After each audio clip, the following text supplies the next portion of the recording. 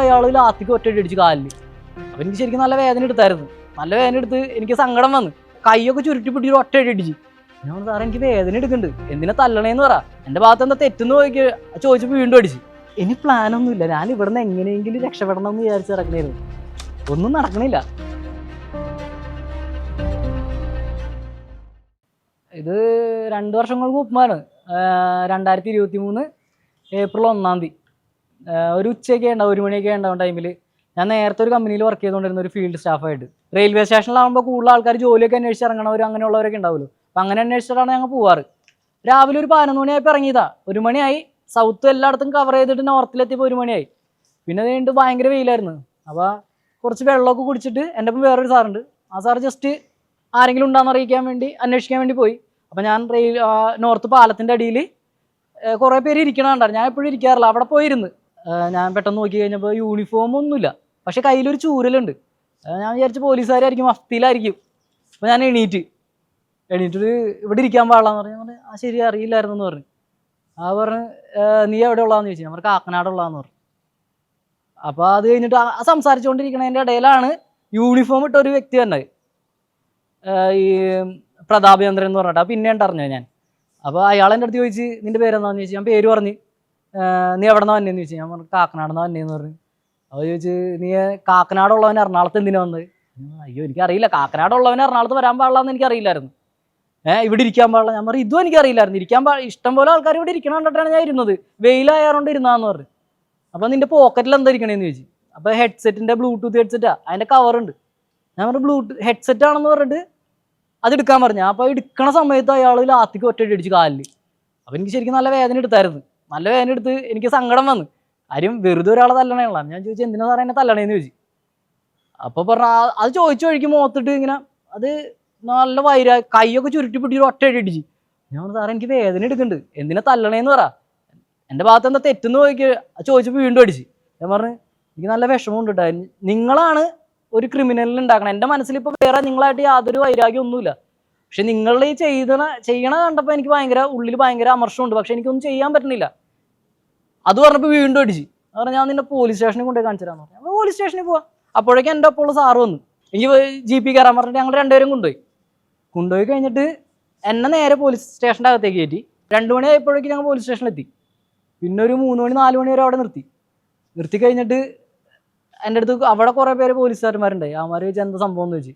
ഞാൻ പറഞ്ഞു ഇതേപോലെ തന്നെ തല്ലിയായിരുന്നു, വെറുതെ അവിടെ ഇരിക്കണമായിരുന്നു എന്ന് പറഞ്ഞാൽ അത് കുഴപ്പമില്ല, ഇതൊക്കെ സ്വാഭാവികമാണ്, നിന്നെ പണ്ട് ടീച്ചർമാരൊക്കെ തല്ലിയിട്ടില്ലേ, അതായിട്ട് കൂട്ടിയാൽ മതി എന്ന് പറഞ്ഞു. ഞാൻ പറഞ്ഞു എന്നെ ഇതുവരെയായിട്ട് ഒരു ടീച്ചർമാരും കരണത്തിട്ട് അടിച്ചിട്ടില്ല, ലാത്തിക്കും തല്ലിയിട്ടില്ല.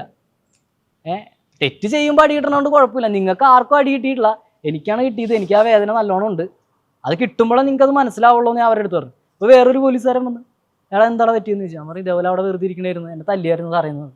അപ്പോൾ ആ സാറിനൊരു വിഷമം വന്നു. എല്ലാവരും അവർ കുറേ പേര് ഒരു 5-6 പേര് എന്നെ കുറ്റം പറയുമ്പോഴും ഒരാളെങ്കിലും സപ്പോർട്ട് ചെയ്യാനുണ്ടായിരുന്നു. അപ്പോൾ ആ സാറിന് വിഷമമായിട്ട് ആ സാർ അകത്തേക്ക് കയറി പോയി. ഇവനെ മെഡിക്കൽ എടുത്തിട്ട് വിട്ടയക്കാൻ പറഞ്ഞിട്ട് അയാൾ പോയി കഴിഞ്ഞപ്പോൾ ഞാൻ അവിടെ നിന്ന് എനിക്ക് ഭയങ്കരമായിട്ട് ഇവിടെയൊക്കെ ഭയങ്കര വേദനയായിരുന്നു. മുഖമൊക്കെ മരവിച്ച് വായൊന്നും തുറക്കാൻ പറ്റില്ല. നമ്മളിങ്ങനെ തുറന്നു നോക്കില്ല, അവിടെ എന്തോ ഉണ്ടോയെന്ന് അറിയില്ല. ഇങ്ങനെയൊക്കെ കാണിച്ചിട്ട് ഞാൻ ബെഞ്ചിലിരുന്നിട്ട് ഞാൻ അവിടെ കിടന്ന് ഒട്ടും വയ്യ, ഫുഡ് കഴിച്ചിട്ടുണ്ടായിരുന്നില്ല. 5 മണി ആവാറായി. അപ്പോൾ ഞാൻ പറഞ്ഞു എനിക്ക് വയ്യാന്ന് പറഞ്ഞു. പിന്നെ ഛർദ്ദിക്കാൻ വന്നിട്ട് ഞാൻ അവിടെ തന്നെ ഛർദ്ദിച്ചു. അപ്പോൾ പുറത്തുനിന്ന് നിൽക്കണ ആ സാറ് വന്നിട്ട് എന്നെ കൊണ്ടുപോയി. വീണ്ടും ഞാൻ ഛർദ്ദിച്ചു. അപ്പോൾ അവർ പറഞ്ഞു ഇവനെ ഹോസ്പിറ്റലിൽ കൊണ്ടുപോകണമെന്ന് പറഞ്ഞു. അപ്പോൾ ഒരു ജീപ്പില്ല ഒന്നുമില്ല കൊണ്ടുപോകണ്ട, അവൻ്റെ അഭിനയമാണ് അങ്ങനത്തെ രീതിയിലൊക്കെ. പിന്നെ ഞാൻ പറ്റാണ്ട് അവിടെ കിടന്നു കഴിഞ്ഞപ്പോൾ ആ സാറ് പറഞ്ഞു ഇവനെ എങ്ങനെയെങ്കിലും ഹോസ്പിറ്റലിൽ കൊണ്ടുപോകണമെന്ന് പറഞ്ഞു. അപ്പോൾ ഇവർ ജീപ്പ് എടുത്തിട്ട് എന്നെ കൊണ്ടുപോകണ വഴിക്ക് എൻ്റെ അടുത്ത് പറഞ്ഞായിരുന്നു തല്ലിയ കാര്യം ഡോക്ടറിൻ്റെ അടുത്ത് പറയരുതെന്ന് പറഞ്ഞു. ഞാൻ ഒന്നും മിണ്ടിയില്ല അവരായിട്ട് സംസാരിക്കേണ്ട ആവശ്യം എനിക്കില്ലല്ലോ. പിന്നെ ഹോസ്പിറ്റലിൽ എത്തി കഴിഞ്ഞപ്പോൾ ഡോക്ടർ വെച്ച് എന്ത് പറ്റിയെന്ന് പറഞ്ഞു. ഞാൻ പറഞ്ഞു ഇതേപോലെ പോലീസ് തല്ലിയായിരുന്നു എന്ന് പറഞ്ഞു. നിനക്ക് വേദന എന്തെങ്കിലും ഉണ്ടാകുന്ന വെച്ചാൽ ഞാൻ പറഞ്ഞു എന്നെ കാലിൽ ലാത്തിക്ക് അടിച്ചിട്ടുണ്ട്, ഞാൻ പാൻറ് ഊരി കാണിക്കാമെന്ന് ഞാൻ ഡോക്ടറും അകത്തേക്ക് കയറിയിട്ട് കാണിച്ചു കൊടുത്തു. എൻ്റെ കാലിൽ കരിനീരിച്ച് കിടക്കണമായിരുന്നു. പിന്നെ ഞാൻ പറഞ്ഞു ഇവിടെ നല്ല വേദനയുണ്ടെന്ന് പറഞ്ഞു, എൻ്റെ മുഖത്തടിച്ചായിരുന്നു എന്ന് പറഞ്ഞു. അപ്പോൾ എന്നെ എക്സ്റേ ഇടിപ്പിച്ച് ഈ ഡീറ്റെയിൽസ് എല്ലാം പോലീസുകാർ കൊണ്ടുപോയി, എനിക്ക് തന്നിട്ടില്ല. കൊണ്ടുപോയിട്ട് എന്നെ തിരിച്ച് പോലീസ് സ്റ്റേഷനിൽ കൊണ്ടുപോയി. എന്നിട്ട് ഒരു അരമണിക്കൂറോളം അവിടെ നിർത്തിയിട്ട് പറഞ്ഞ് ഇനി നിനക്ക് വീട്ടിൽ പോകാമെന്ന് പറഞ്ഞു. ഞാൻ പറഞ്ഞു എൻ്റെ പേരിൽ വല്ല കേസ് ഉണ്ടാകുന്ന ചോദിച്ചു. എൻ്റെ സാറ് ചോദിച്ചു എൻ്റെ പേരിൽ വല്ല കേസ് ഉണ്ടാകുന്ന. ഈ കേസൊന്നും ഇല്ലയെന്ന് പറഞ്ഞു. അപ്പം ഞാൻ പറഞ്ഞു അടി കിട്ടിയത് മൊത്തം എനിക്ക്, വെറുതെ എന്നെ ഇവിടെ ഇത്ര നേരം നിർത്തി എൻ്റെ ചെകള അടിച്ച് പൊളിച്ചിട്ട് എനിക്ക് കേസൊന്നുമില്ല, ശരി എനിക്ക് കുഴപ്പമില്ല. വീട്ടിലേക്ക് കയറി വന്നപ്പോൾ ഞാൻ അമ്മച്ചിയുടെ അടുത്ത് ആരുടെ അടുത്തൊന്നും പറഞ്ഞില്ല. എന്നെ അടി കിട്ടിയ കാര്യം വേറെ ആരും കണ്ടിട്ടില്ലല്ലോ, അവിടെ ഉള്ളവർ മാത്രമേ കണ്ടിട്ടുള്ളൂ, നോർത്തിലുള്ളവർ.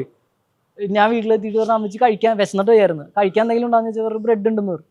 നമ്മൾ എങ്കിൽ എടുത്തോ, വിശന്നിട്ട് ബ്രെഡ് കഴിക്കാൻ നോക്കിയിട്ട് ബ്രെഡ് കഴിക്കാൻ പറ്റുന്നില്ല, ചായയിൽ മുക്കി കടിക്കാൻ പറ്റുന്നില്ല, പല്ല് ഭയങ്കര വേദന, ഈ ഭാഗത്ത് ഭയങ്കര വേദന, ജോയിൻ്റൊക്കെ. ഞാൻ പറഞ്ഞു എന്നെ ഇങ്ങനെ പോലീസുകാർ തല്ലിയായിരുന്നു എന്ന് പറഞ്ഞു. അപ്പോൾ അപ്പച്ചൻ പറയാം എവിടെ വെച്ചാൽ നോർത്തിൽ വെച്ചെന്ന് പറഞ്ഞു. എങ്കിൽ അവർക്ക് കേസ് കൊടുക്കുക, അങ്ങനെയാണ് ഇങ്ങനെയാണെന്നൊക്കെ പറഞ്ഞു. ഞാൻ പറഞ്ഞു എനിക്ക് വയ്യ. വീണ്ടും ഞാൻ അപ്പോൾ പോയി ഛർദ്ദിച്ച്. അപ്പോൾ പറഞ്ഞു ഇതേപോലെ പറഞ്ഞിട്ടുണ്ടായിരുന്നു ഹോസ്പിറ്റലിലേക്ക് തിരിച്ച് വരണം ഛർദ്ദിക്കണേണെങ്കിൽ. അപ്പോൾ കൂട്ടുകാരനെ വിളിച്ചിട്ട് ഓട്ടോറിക്ഷയ്ക്ക് ഞങ്ങൾ ജനറൽ ഹോസ്പിറ്റലിൽ വീണ്ടും പോയി. തിരിച്ചു വന്ന വഴിക്ക് വീണ്ടും ഛർദ്ദിച്ച്. അപ്പോൾ കൂട്ടുകാരൻ പറഞ്ഞാൽ നമുക്ക് കാക്കനാട് ഹോസ്പിറ്റലിൽ പോവാം, അവിടെ ചെന്ന് കാണിച്ചു നോക്കാമെന്ന് പറഞ്ഞു. അവിടെ ചെന്ന് കാണിച്ചപ്പോഴാണ് അഡ്മിറ്റ് ചെയ്ത്. കാലിൽ പിന്നെ നീര് ഒക്കെ കൂടി ഇവിടെയൊക്കെ ഭയങ്കരമായിട്ട് വേദനയായി. പിന്നെ അവിടെ ഒരു 3 ദിവസം കിടന്നായിരുന്നു. അമ്മിച്ച് കൊണ്ടുപോയിട്ടാണ് കംപ്ലയിൻറ്റ് അതോറിറ്റിയിൽ കേസ് കൊടുത്തത്. 2 ദിവസത്തിനുള്ളിൽ കേസ് കൊടുത്തു. ഞാൻ ഇവിടുന്ന് ഡിസ്ചാർജ് ചെയ്തിട്ട് വീട്ടിൽ ചെന്നിട്ട് ജോലിക്ക് കയറി. 4-5 ദിവസം കഴിഞ്ഞപ്പോൾ ഞാൻ ജോലിക്ക് കയറിയിട്ട് ഞാൻ മെയിൽ അയച്ച് ഇതാണ് ആ കംപ്ലയിൻറ്റ് DGPക്കും കൊടുത്ത് മുഖ്യമന്ത്രിക്കും കൊടുത്ത്. പിന്നെ അമ്മിച്ചി കംപ്ലയിൻറ്റ് അതോറിറ്റിക്ക് കൊടുത്തിട്ടുണ്ട്. ഞാൻ മനുഷ്യാവകാശ കമ്മീഷന് കൊടുക്കാൻ പറ്റുന്ന എല്ലായിടത്തും കൊടുത്തു. ഹോസ്പിറ്റലിൽ കിടക്കുന്ന സമയത്ത് മൊഴി എടുക്കാൻ വന്നിട്ടുണ്ടായിരുന്നു. ജയകുമാർ എന്നായിരുന്നു തോന്നുന്നു അസിസ്റ്റന്റ് കമ്മീഷണർ വന്നിട്ടുണ്ടായിരുന്നു. കമ്മീഷണർ വന്നിട്ട് മൊഴി എടുത്ത് എന്താ സംഭവം എന്നുള്ളത്. ഞാൻ അപ്പോൾ അന്ന് എല്ലാ കാര്യങ്ങളും ഇതേപോലെ പറഞ്ഞായിരുന്നു. അപ്പോൾ അതുകൊണ്ട് പോയപ്പോൾ പറഞ്ഞു കുഴപ്പമൊന്നുമില്ല, ഇതൊക്കെ സ്വാഭാവികമാണ്, നീ നല്ലോണം ജീവിച്ചാൽ മതി എന്ന് എൻ്റെ മുഖത്ത് നോക്കി പറഞ്ഞു. ഞാൻ പറഞ്ഞു എനിക്കറിയാം നന്നായി ജീവിക്കുക, നിങ്ങളുടെ ഉപദേശം വേണ്ട, കാര്യം ഇതിനകത്ത് വെറുതെ നീ എന്നെ തല്ലിയതാണ്, ഇതിനകത്ത് നിങ്ങൾക്ക് എന്തെങ്കിലും ചെയ്യാൻ പറ്റുമെങ്കിൽ ചെയ്യാൻ പറഞ്ഞു. എന്നിട്ട് അവർ പോയി. പിന്നെ ഒരു 3-4 മാസം കഴിഞ്ഞപ്പോൾ എന്നെ എടപ്പള്ളി പോലീസ് സ്റ്റേഷനിൽ നിന്ന് വിളിപ്പിച്ച് ഇത് എന്തോ ഒരു ക്വസ്റ്റ്യൻ ചെയ്യാമെന്ന് പറയാം. അന്ന് ഞാൻ അവിടെ ചെന്ന് കഴിഞ്ഞപ്പോൾ പ്രതാപചന്ദ്രൻ എന്ന് പറഞ്ഞ വ്യക്തി ഉണ്ടായി. അയാളെ എന്നെ അപ്പുറത്ത് ഇപ്പുറത്ത് ഇരുത്തിയിട്ട് വേറൊരു പോലീസുകാരൻ ചോദ്യം ചോദിക്കും. ഞങ്ങൾ രണ്ടുപേരും അങ്ങോട്ട് ഉത്തരം പറയണം. അപ്പോൾ ഇതിൻ്റെ ചോദ്യം എന്താണെന്ന് വെച്ചാൽ ഇയാളാണ് ചോദ്യം ചോദിക്കണത്. പക്ഷേ പ്രതാപചന്ദ്രൻ ചോദിക്കുന്നത് ആ പോലീസുകാരനോടാണ്. ഉത്തരം ഞാൻ അയാളുടെ അടുത്ത് പറയണം. ആ ചോദ്യം എന്ന് പറഞ്ഞു കഴിഞ്ഞിട്ടുണ്ടെങ്കിൽ എനിക്ക് എൻ്റെ ഭാഗത്തുനിന്ന് അല്ല അല്ലെങ്കിൽ ആണ്, അത് മാത്രമേ പറയാനുള്ള ഒരു അവകാശമുള്ളൂ എനിക്ക്. 5-8 മാസം കഴിഞ്ഞപ്പോൾ കംപ്ലയിൻറ്റ് അതോറിറ്റിയിൽ നിന്ന് നമുക്ക് ഒരു ലെറ്റർ വന്നു. അമ്മിച്ചിയാണല്ലോ കംപ്ലയിൻറ്റ് കൊടുത്തത്. അമ്മിച്ചിയുടെ പേരിൽ റീന ഇന്ന സമയത്ത് ഹാജരാവണം, ഒരു ഡേറ്റ് വന്നായിരുന്നു. അപ്പോൾ നമ്മളെ വിളിപ്പിച്ചല്ല, ശരി നമുക്ക് പോകാമെന്ന് പറഞ്ഞാൽ അമ്മിച്ചിനെ കൊണ്ടുപോയി കളക്ടറേറ്റിൽ ചെന്ന്. ഒരു 11 മണി ആ ടൈമിലാണ് വിളിപ്പിച്ചേക്കണേ. അവിടെ ചെന്ന് ഒരു 1 മണിയൊക്കെ വരെ ഇരിക്കുമ്പോൾ കുറേ ആൾക്കാരുണ്ട് കേട്ടോ, പോലീസുകാരും വന്നിട്ടുണ്ട്, കംപ്ലയിൻറ്റ് കൊടുത്ത ആൾക്കാരും അങ്ങനത്തെ ചെയ്യുന്നുണ്ട്. അപ്പോൾ ഞാൻ ചെന്നപ്പോൾ ഇയാളില്ല. ഫസ്റ്റ് ദിവസം ചെല്ലുമ്പോൾ നമുക്കൊരു ഇതുണ്ടാവില്ല, പ്രതീക്ഷ ഉണ്ടാവില്ല, അയാൾ വരും നമ്മുടെ അടുത്ത് ഇപ്പോൾ ചോദിക്കും. അപ്പോൾ അവിടെ ചെന്ന് കഴിഞ്ഞപ്പോൾ നമ്മുടെ പേര് വിളിച്ചിട്ട് നമ്മൾ വന്നിട്ടുണ്ടെന്നുള്ള അവർക്ക് മനസ്സിലായി. അപ്പോൾ തന്നെ ഒരു ചെറിയൊരു പേപ്പറിൽ 2 മാസം കഴിഞ്ഞിട്ടുള്ളൊരു ഡേറ്റ് വന്നിട്ട് കയ്യിൽ എഴുതി തന്നിട്ട് പൊയ്ക്കോളാൻ പറഞ്ഞു. അപ്പം നമ്മളൊന്നും ചോദിച്ചില്ല, ചിലപ്പോൾ അയാൾ വരാത്തതുകൊണ്ടായിരിക്കും. വീണ്ടും 2 മാസം കഴിഞ്ഞിട്ട് ആ ഡേറ്റ് നമ്മൾ ചെന്ന് കഴിഞ്ഞപ്പോൾ വീണ്ടും ഇതേപോലെ നമ്മുടെ പേര് വിളിക്കും, ഒരു 2 മാസം കഴിഞ്ഞിട്ട് ഡേറ്റ് വരും. അങ്ങനെ 5 പ്രാവശ്യം പോയി. 6ാമത്തെ പ്രാവശ്യം ആയി കഴിഞ്ഞപ്പോൾ ഈ 2-3 പ്രാവശ്യം പോയി കഴിയുമ്പോൾ തന്നെ അമ്മച്ചി പറഞ്ഞായിരുന്നു, എടാ അയാൾ വന്നില്ല, നമ്മൾ എന്തിനാ വെറുതെ ഇവിടെ പോണത്, എനിക്കും അടുത്ത് തുടങ്ങി, ഇനി ഞാൻ വന്നില്ല എന്ന് പറഞ്ഞായിരുന്നു. പിന്നെ നവംബർ 4-ാം തീയതിക്ക് ഒരു ഡേറ്റ് വന്നായിരുന്നു, അപ്പം അന്ന് പോകാമെന്ന്. പക്ഷെ ഞങ്ങൾ അന്ന് ഇവിടെ ഉണ്ടായിരുന്നില്ല. എല്ലാ പ്രാവശ്യം ജോലി കഴിഞ്ഞിട്ടാണ് നമ്മൾ ചെല്ലണത്, ജോലി കളഞ്ഞിട്ടാണ് ചെല്ലണത്. അയാൾ പിന്നെ നമ്മൾ പോയില്ല, ആ സമയത്ത് നമ്മൾ പോയില്ല. പിന്നെ അത് കഴിഞ്ഞിട്ട് നമുക്ക് അവിടെ നിന്ന് ലെറ്ററോ കാര്യങ്ങളോ ഒന്നും വന്നിട്ടില്ല. പിന്നെ നമ്മളും വിചാരിച്ച് എന്തിനാ അതിൻ്റെ പുറകെ പോയിട്ട് കാര്യമൊന്നുമില്ല എന്ന് വിചാരിച്ചിട്ട് ആണ് നിന്നത്. ഇപ്പം ഇതാണ് നമുക്ക് അവിടെ നിന്ന് വന്ന കംപ്ലയിൻറ്റ് അതോറിറ്റിയിൽ നിന്ന് വന്നത് കേട്ടോ. ഇത് കുറേ വന്നിട്ടുണ്ട്, 6 വന്നിട്ടുണ്ടായിരുന്നു. ഇതിപ്പോൾ എൻ്റെ ഞാൻ കത്തിച്ച് കളഞ്ഞ, ബാക്കിയൊക്കെ കളഞ്ഞ് 2-3 എടുത്തു വെച്ചതാ. ഇതാണ് സംഭവം. ഇതാണ് നമ്മളെ 2 മാസം കഴിഞ്ഞിട്ട് വന്നെന്ന് പറഞ്ഞിട്ട് സാധാ പേപ്പർ, കേസ് നമ്പർ ഒന്നുമില്ല, വെറുതെ 2 മാസം കഴിഞ്ഞിട്ട് ഓരോ ഡേറ്റ് എഴുതി തരും. ഈ ഡേറ്റുകളിൽ നമ്മൾ അവിടെ ചെല്ലണം. ഇനി പ്ലാനൊന്നുമില്ല, ഞാൻ ഇവിടുന്ന് എങ്ങനെയെങ്കിലും രക്ഷപ്പെടണം എന്ന് വിചാരിച്ച് നടക്കണമായിരുന്നു. ഒന്നും നടക്കണില്ല. രക്ഷപ്പെടാത്തതിലൊരു ഇത് നമുക്ക് കാര്യം ആ സമയത്ത് നമുക്ക് മെൻ്റലി നമ്മൾ ഭയങ്കരമായിട്ട് വീക്കായി പോകും. നമ്മളൊന്നും ചെയ്യാണ്ട് തന്നെ ഇത്ര അനുഭവിക്കുമ്പോൾ കുറേ പേര് തന്നെ ഇതേപോലെ അനുഭവിക്കുന്നുണ്ടാവും. അങ്ങനെയുള്ളവർക്കൊന്ന് അറിയിക്കാൻ വേണ്ടിയാണ്. നമ്മൾ എന്ത് പറഞ്ഞാലും ഒരു 2 പക്ഷം ഉണ്ടാവും.